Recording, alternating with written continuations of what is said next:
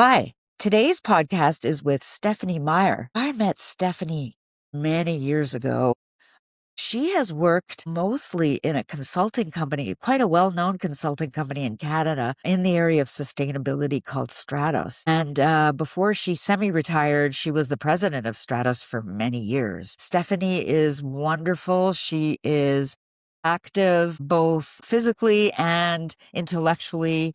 And I think you're going to have a wonderful time listening to her career path. Hi everyone. I am Laura LaPlante. I'm a fourth year geography student at the University of Guelph, and I will be interviewing Stephanie Meyer today as part of the Cooler Climate Career Pathways project. Hi Stephanie, how are you today? I'm doing great, Laura. Really nice to speak with you. Awesome. Thank you for joining us. So to start off, I want to hear about your education pathway and where everything began. So what was your education? Where did it start? Like what school did you go to, program, etc.? Yeah, I had initially thought I wanted to go into journalism. And so I studied my undergrad at University of Western Ontario. They had a master's in journalism, not an undergrad, but I thought, okay, I'll start out there. And I studied political science and French. So gave me a good foundation on the policy and lawmaking process, that type of thing. Decided I didn't want to become a journalist. I took a year off and worked for a year and then decided to apply for my Master of Environmental Studies. And it was interesting when at the time, after I'd been working for a while, I was thinking I'd like to go into the international development field. And I spoke with someone who was a director at the International Development Agency, part of Global Affairs Canada back in the day. And she was a really influential interview. She said to me, "That's great, but we don't we don't need more people who've just studied international development. We need people who have some specialization or a background in another field." And she said environment was one of the areas where they needed people. And I was naturally drawn to the environment. I've always loved nature, spending time in the outdoors. And that's what led me to do my Master of Environmental Studies. And I did that at Dalhousie University, a pretty small interdisciplinary program. Their school at the time was in these three houses just on the corner of one of the streets. That's where we had our classrooms and our offices and everything like that. It was a really great environment to study in. That's so cool. And when you were doing your undergrad in journalism, did you find that you wanted to do journalism related to the environment or like anything revolving around the climate, or was it like pretty broad and you were still discovering like your passion for the environment through your undergrad? In my undergrad, pretty broad, a lot of focus on political science, although I wanted to be a journalist, and a lot of writing, a lot of paper writing, that type of things. And I do think that the communication skills that you get through a lot of writing and then figuring out how to hone that to be an effective communicator are really important in the environmental field. But no, when I first did my undergrad, I didn't know the environment was where I was going to land. And would you say like your own like personal hobbies and interests is kind of what influenced you to pursue that as a master's? You know, it was really that interview with the woman in international development who said we need people who Okay. have more of an in-depth foundation in particular areas. That's I hadn't really thought about environment as a career path before that. I and that was 25 years ago. And so a lot of things have changed since then. I think now people know and are looking and actively considering environment as the career path. But at the time, it was a less well-known field. It was pretty niche. For sure. So I guess at the time, if it was so niche, did you know what your career pathway wanted to be or what you want to go into following your master's? I had no idea. And I think that's probably common with a lot of students at this point in time. They say this is an area that interests me, but it's really important, I think, just to be open to opportunities. Talk to people, get a sense as to what some of the opportunities are out there. None of us know the full range of career paths that are out there. So I think the only way you can really unlock that is if you're out talking to different people, exploring and trying to get a sense as to what there might be. So yeah, your trajectory definitely shifted while as you were in school, which I think is pretty much what a lot of people end up doing when they're in their undergrad and masters. So that's awesome. And what was your first job out of university? So I was pretty lucky that it was as I was wrapping up my master's, getting near the end of my thesis, that one of our profs had a connection with Nike Canada. And at the time, Nike had just bought Bauer, the hockey manufacturing company. And they were looking for someone, they were hiring an intern to work on environment and health and safety. So they'd never had anybody at Bauer who was focused in that area. As I said, it was new. This was in the latter part of the 1990s. And so I had a chance to move to Montreal, and we had 6 manufacturing facilities in Ontario and Quebec. And they ranged from our smallest had about 15 people, and it was composite hockey sticks. And then our largest was making high-end skates, and that had about over 2,000 people working at that factory. So I had a chance to work across those 6 factories and reported into the vice president at Bauer, but I had a dotted line reporting relationship to what was called the Nike Environmental Action Team, or NEAT, that was in Beaverton, Oregon at the Nike campus there.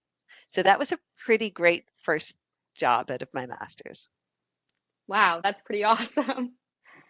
So, if you worked with manufacturing Bauer products and overseeing all the environment, out of curiosity, are you a hockey fan? You know what? I tried to pretend that I was, but big on hockey.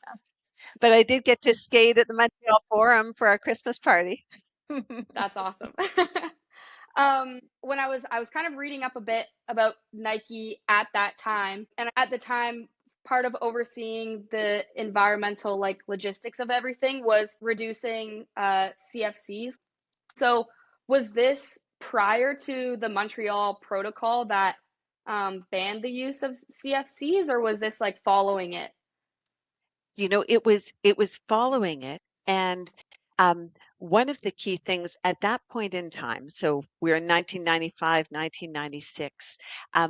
One of the things that we had found is within Nike Air, they talked about Nike Air that was in their shoes, and they were starting to put it into skates, and it ended up being it wasn't banned under the Montreal Protocol, but it's a really potent greenhouse gas. So if carbon dioxide has the value of 1, its global warming potential factor was 26,000.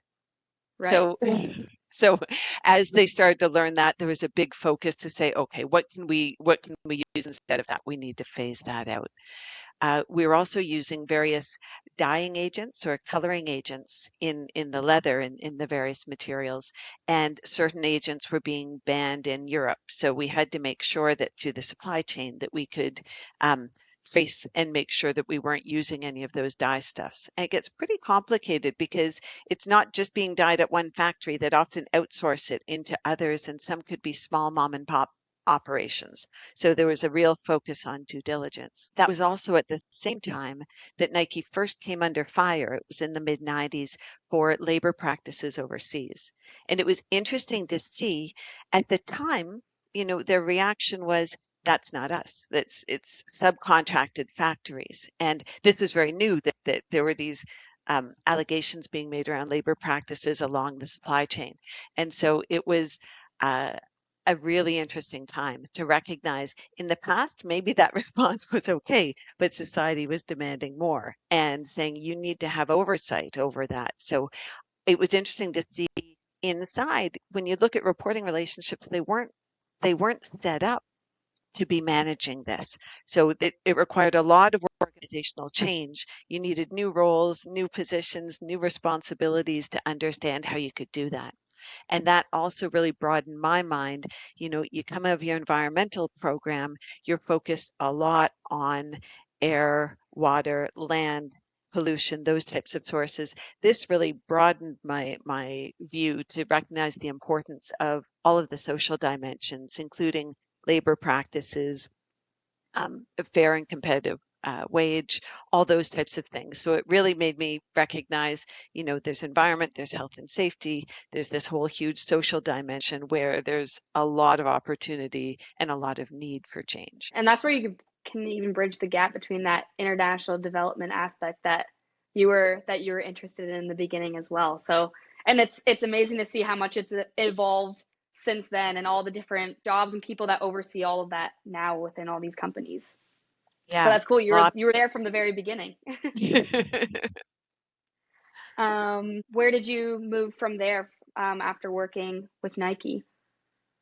From there, and I'd hone in that there are two transferable skills I'd say that I picked up in that job. And I think it's interesting as people are on the cusp of their career saying, what kinds of things should I be looking out for? And that'll help sort of show you where my career path was. And the first is more of an issue skills based area, but management systems. So again, this was just before ISO 14001 came out. That came out in 96. So it was very early stages, but it was the first time that they were starting to take a really systematic management approach to environmental issues. So management systems, it's a plan, do, check, act system, and it really gives you a framework for thinking about how you can bring about change, how you can um, focus business attention to say, okay, these are some of the outputs that are costing us money, that are inefficient, that we can address it and not only help the environment, but help business interests. So learning about management systems, that was a really important area. And I've kept that framing in my mind for a lot of things. Anything that you're trying to challenge or half-time planning and then saying, okay, based on that, what can I do and how can I determine if it's effective? So that was a really interesting skill. Um, and the other one is on, you might say more on the soft side of things, but the importance of when you're trying to affect change, meeting people where they are, understanding what's important to them, and then seeing if you can find a win-win way to and advance environmental interests while also supporting some of their objectives too. Because I find usually when you're working on behalf of something that doesn't have a voice of its own, right? The environment doesn't have a voice of its own. You really need to think about how you can influence different people. And different people will be influenced in different ways. So when I said that we had factories, one was, 15 people, one was over 2,000, that I would talk to the managers at those factories to say what I needed. And they would act very differently. The smaller ones were generally saying, it sounds like a great idea. We're all really busy. We're all wearing multiple hats as it is. So if you can roll up your sleeves and help us, like, let's go. Whereas in the bigger organizations, they were wanting to keep me a little bit at arm's length, just saying, just tell us what you need. Don't tell me how to do it, and I will get it done. And so that was a really interesting study in terms of understanding different people, how they wanted to work with me, whether they wanted to work with me or not. But fortunately, because I reported into Nike, they had to listen. It was a new dynamic. And I've brought that with me throughout the rest of my career. I'll tell you, I ended up going into consulting.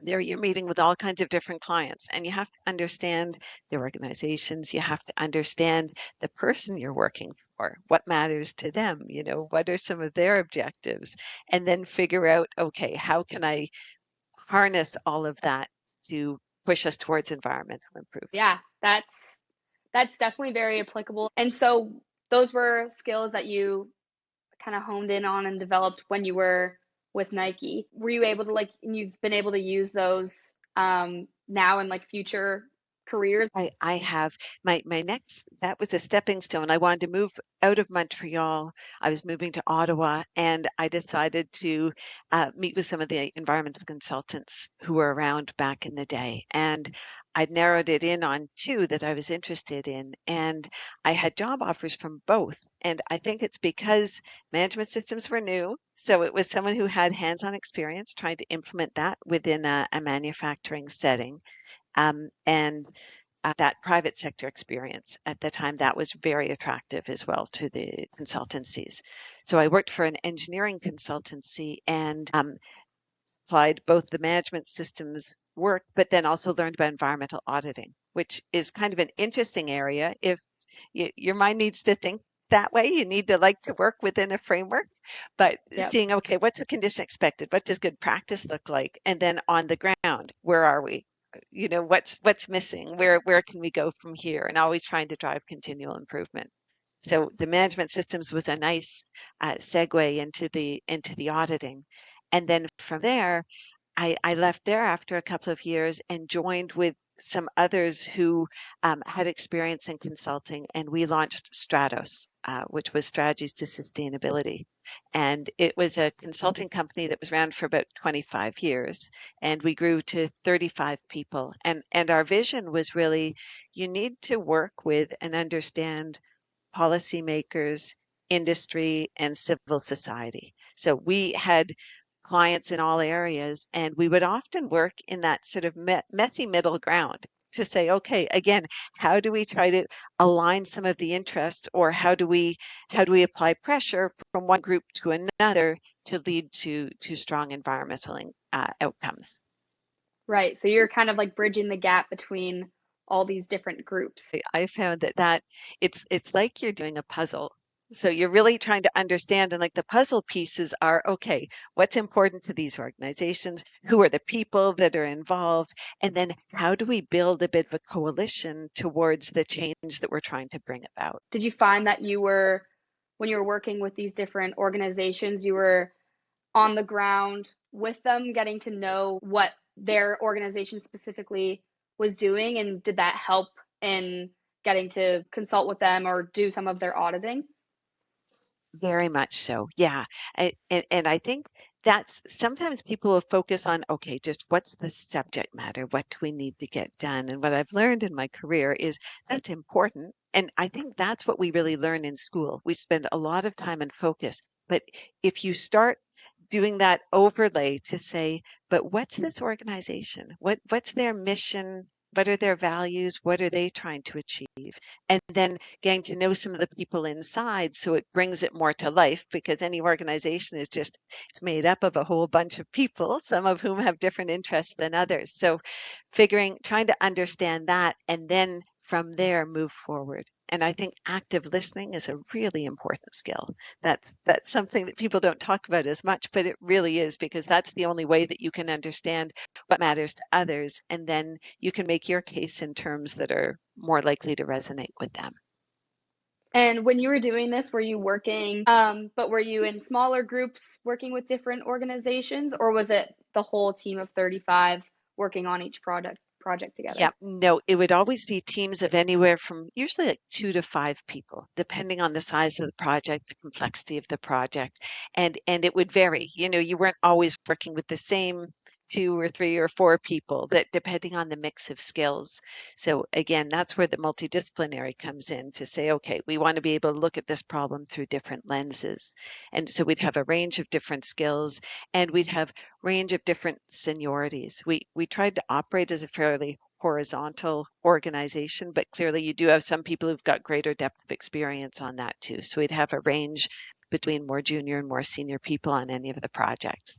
And we'd work with a range of different clients. So some would be government departments, or a small team within a department.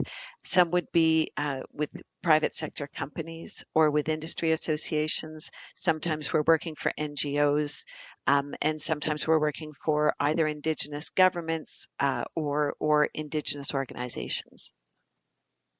And did you find you had a type of client that you enjoyed working with the most? Oh, that's a really good question. They each had their own thing, their own things of interest, but the type of client that I most love to work for is, every once in a while you'll find a client who's organizationally very savvy. And I talked a little bit before about coalition building, and I learned that from some of my most interesting and effective clients. And I would see that before they would introduce anything, because if we're coming up with a new sustainability strategy, you need to build that support. So you need the CFO on board. You need to understand why they might not want to be, or you need to understand what elements will resonate with them.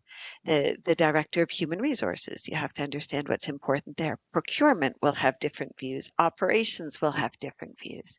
And so I had a few clients who were really good at making sure they were having all of those background conversations with the different people, building those relationships and building that support so that we didn't have a surprise when we'd bring the strategy to the executive team. Occasionally, I'd have clients who weren't as good that way. And a big surprise once, I won't name anybody, but we'd been developing a climate strategy.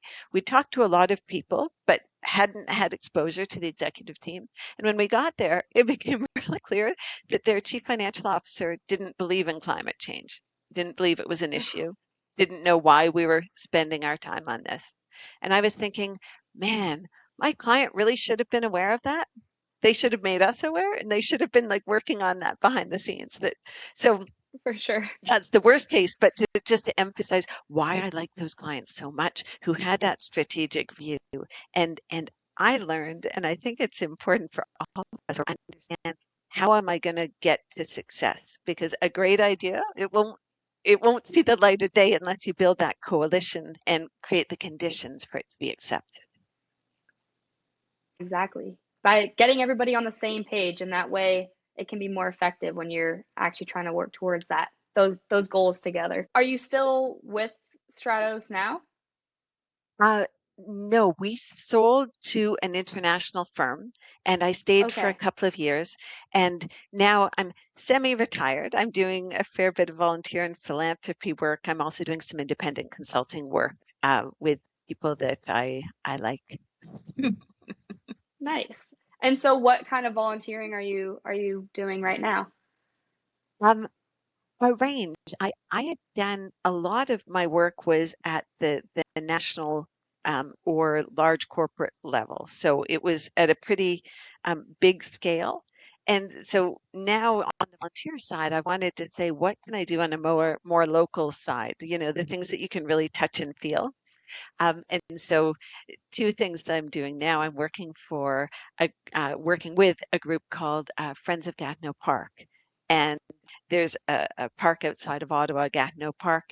This is a nonprofit organization that works to educate and inspire people about the park, about nature, and the importance of conserving nature. And it has a citizen science program. They do some invasive species removal.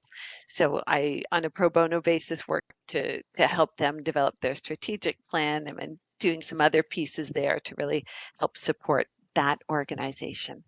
And then on a weekly basis, I'm also volunteering with the food bank. So it can be everything from serving people, doing some of the behind the scenes stuff. And then I think as I get to know the organization better, there'll be opportunities to help advise on strategy and fundraising and that kind of thing too, to build more effective, knowing how important food insecurity is as a challenge. Yeah, that's amazing. And do you find that your experience, like working in all these different teams and working with all these different clients and organizations, has now given you like the skill set to be able to come into these volunteering opportunities and see where they need that maybe help, or just even like organization to help them achieve their goals? 100%. And that's really, those are the skills that you hone as a consultant. Every time you have to sit down with a new organization, ask the right questions to understand the organization and what some of the challenges are and what would be most useful for them to to advance. And so you can take that. You know, I've got all kinds of frameworks that bounce around my head. So whenever I meet with an organization like that, I just have my ears open on that side to learn everything I can about them and where they want to go, and then start to say, okay, well, we can apply this tool or we can take this approach to drive it forward. Yeah, exactly. And working with Friends of Gatineau Park, are they looking to like educate the public on what they should be doing to like help conserve the park, or just like specific like the environment in general, or getting outside and learning in the park? Is that kind of what they're It's a doing? whole range of things. They'll do some educational activities. So they do things like snowshoe under the stars just to get people Okay. out and enjoying nature. And that's in the evening. So in the dark, a lot of people won't do that on their own. So trying to demystify that a little bit and giving them some light nature interpretation as you do it. They'll do other hikes or walks where there's nature interpretation or cultural interpretation on some of the interesting history and ruins that we have within the park. They also are doing a speaker series. So they have someone coming up in March who will be talking about ticks, knowing how we're seeing ticks explode, right, in these latitudes where we didn't see them very much in the past. So talking about that. And they had someone talking about forest health and forest fires. So trying, some are sort of deeper educational pieces and some are more experiential learning. That's amazing. And do you get to go enjoy the perks of being out in Gatineau?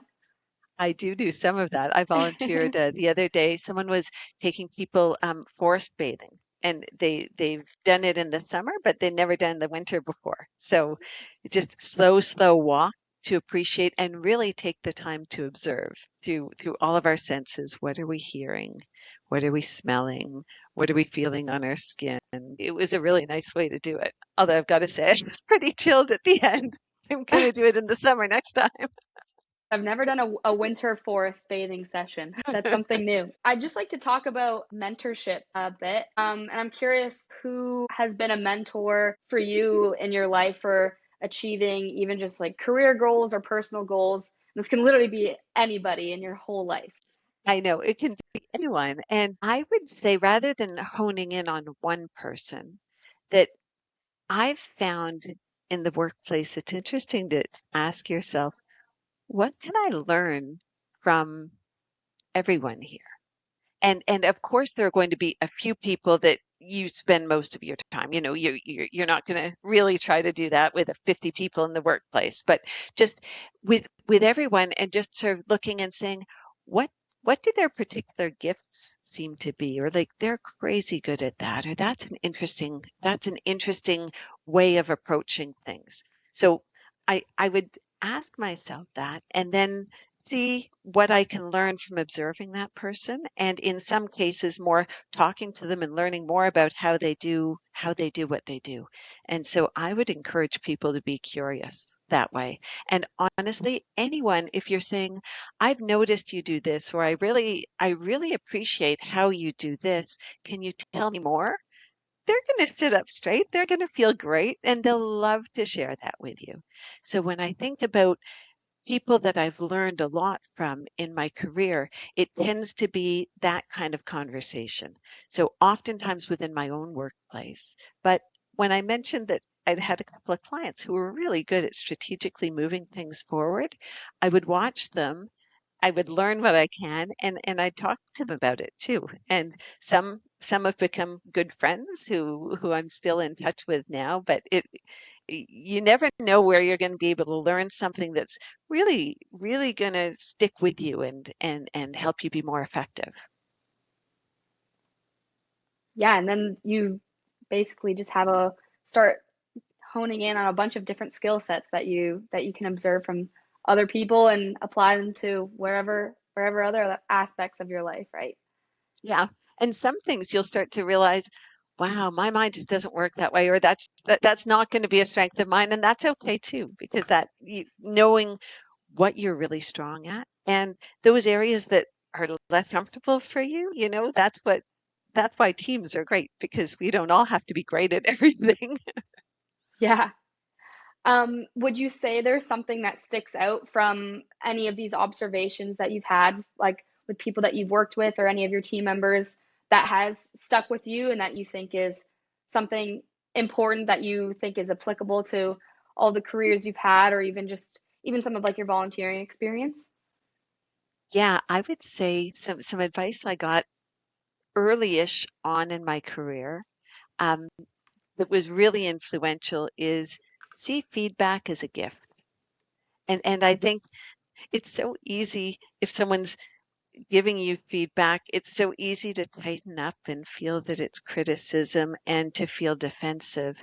And it really is and hopefully it's delivered thoughtfully.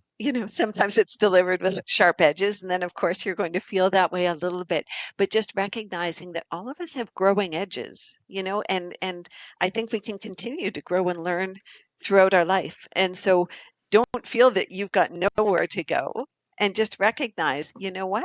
If someone's telling me their observations, it's going to help me see what others see. It's going to help me know myself a little bit more. And it often gives you very specific areas to work on. So sometimes people feel prickly that way, but I wish I'd known very early in my career. Once you recognize that, it just really shifts. Yeah, and I think usually when people are giving suggestions, it's hopefully out of a place of that they care for you and they want to see you succeed and improve with whatever you do next. I've talked about this before, but that importance of coalition building, like it's really a key message, that the importance of figuring out where everyone is and how you can move them together towards a better environmental outcome. That one I'd seen from a couple of colleagues who are really, really good at it and spent the time to understand, and I think it's what we need a lot of in our fields. Yes, working together, and I think you can get a lot done when everyone's got that same mindset for sure. I just wanted to shift a little bit and talk about the field of climate change and sustainability because it is so dynamic, and I'm sure you've probably seen that since you've been working, even when you started with Nike so many years ago, and what we're seeing now. And I wanted to know if you've ever felt climate change like compassion fatigue and found that it might be hard for you to move forward or you feel stuck because it's such a broad issue in the world. And I just want to know if that's ever happened to you and if there's been things that you've done to deal with that. It is easy to feel down and dismayed by a lack of progress in a number of areas. So yes, I think anyone who's worked in the environmental field has had those moments to say, are we never going to get this right? Are we never going to get where we need to be? And yeah, you're like these days large, huge on the climate front, but we feel it on biodiversity too. We feel it on plastics. You feel it in a lot of areas. And I think anytime you're trying to bring about broad societal change, you're going to feel a step forward, two steps back. We're going to see that. How I deal with it, I might occasionally have a good cry. To be honest, sometimes that's what's needed to get it out. And and then I try to step back and just recognize there are things that we can control and there are things that we can influence. And honestly, none of us are in control on the climate front. Our personal actions we can control. Yes. So that's one area that you can. But then just saying, okay, well, where do we need to go and what can we do to move in that direction? I think the challenge is a lot of it's incremental, and we're feeling the sense of urgency. We want to go much further, much faster than we can.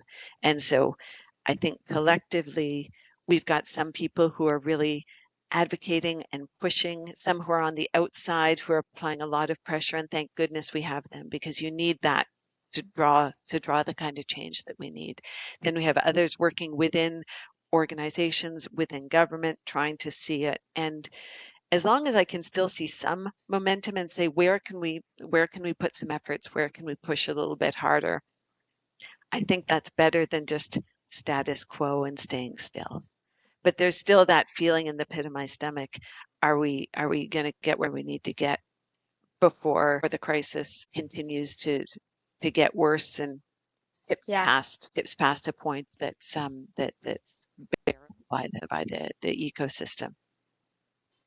I think it's really important to think about. And it is something that I think it's a topic that maybe a lot of people don't think about, especially in this field. So it is very interesting to hear different people's perspectives on like how they move forward with that when they are working in the field. So I appreciate you sharing that. Do you have any advice for students hoping to pursue a career or like post-secondary education in this field or go into consulting, or anything kind of related to your pathway and what you've achieved? Yeah, I would say we need a lot of people in this area and in this field. And politically, sometimes you'll feel that there's more positive pressure. Sometimes you'll feel, oh, it's taking a step back. But know these things go in cycles. So don't be dismayed. I do think that we're seeing some pullback from where we'd like, particularly with pressure from the South right now. It won't always be like this. And there's still desperate need for people who can come in and work in this field. And I think for students, your question is, you sort of think about your career path going forward is, do I want to work within this system or outside the system?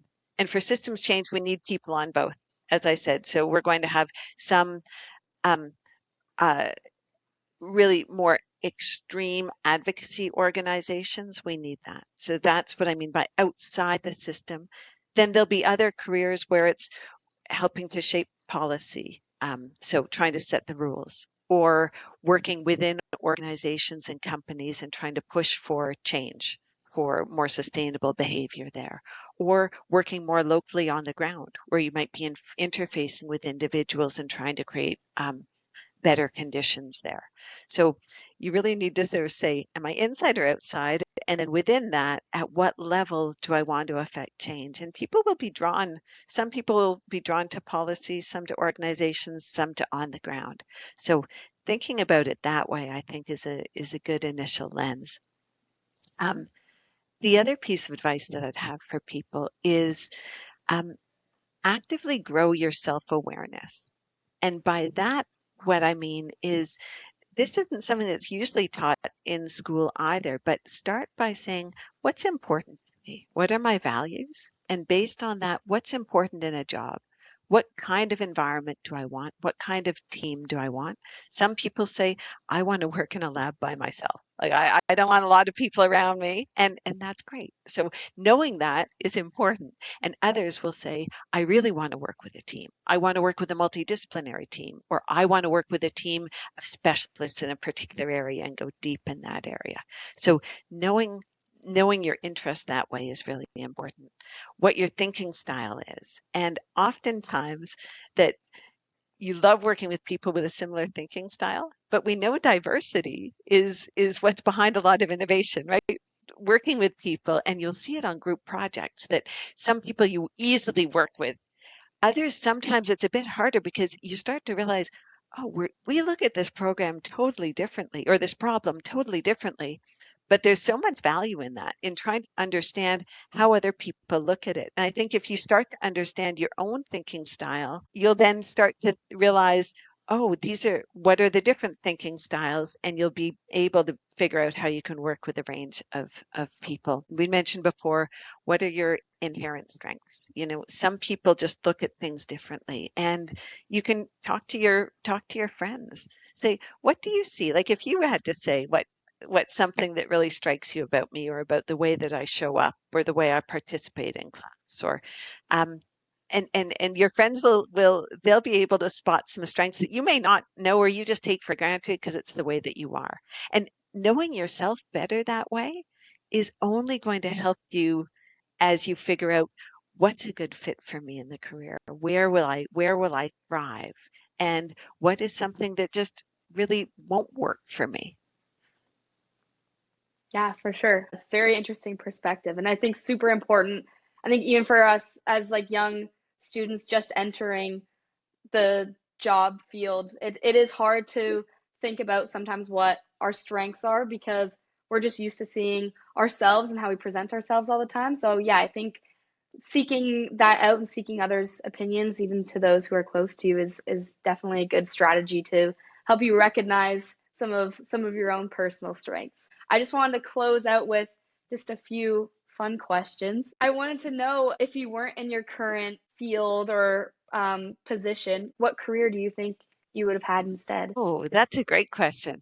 Um, I'd mentioned journalism was of interest, but looking at how journalism has changed over the years, I don't know if I would have loved it or not. Um, but I do like that, again, that quick paced. You're onto something new. You're trying to learn as much about it as possible in a short period of time, and then move on to the next. So that's what I'm naturally drawn to. But I'm going to give that question a little bit more thought. I'll probably have a eureka moment over supper tonight. What would you say is your favorite way to connect with nature? I have many of them, but my favorite is probably hiking just because you do feel that you're pretty immersed in there. So I love to do a lot of mountain hiking and just general forest hiking. Also like doing rock climbing, and like paddling. Nice. I also am a big paddler. And just last thing, do you have any advice for making connections with people and getting out there to try and find what jobs and career pathways there are? Because I think sometimes that can be hard for students straight out of school. Like jobs aren't just like posted on the internet. It's about like getting in and knowing people. 100%. I think networking is so important. And I would say introverts or extroverts, it's important. And you're going to network in different ways. Extroverts are comfortable in a crowd. They can go to events, they can talk to people, and then follow up's huge. If you meet someone, ask for their contact info, or can you reach out on LinkedIn to be in touch with them? Introverts will tend to feel far less comfortable in that kind of environment. But with introverts, even at that one, you might try to have a one-on-one conversation, is one-on-one or small group, and then ask for that follow-up. Or it may be more through introductions that you speak to someone who's in the field and say, do you know anyone this way? And ask if you can have a call or a coffee chat with them.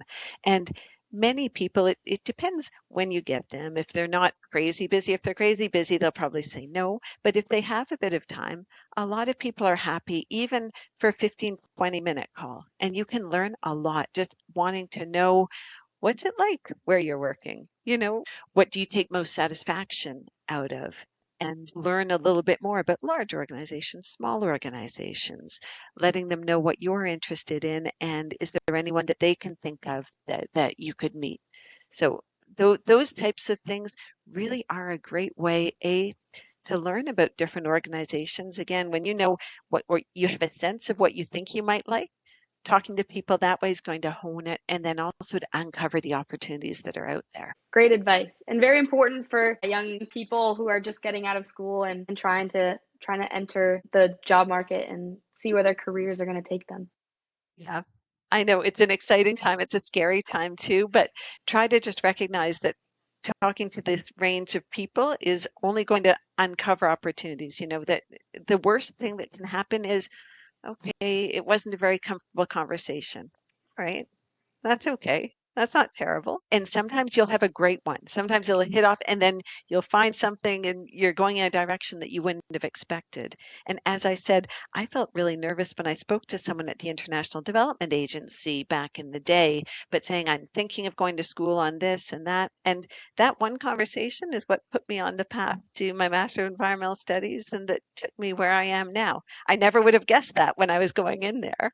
And I probably would have liked to turn around. I remember feeling the butterflies in the stomach, but just take a deep breath and see where each conversation takes you. For sure. It can be intimidating, but it'll all work out in the end. Yep. Well, thanks so much for a great conversation, Lorelei. Really nice to meet you.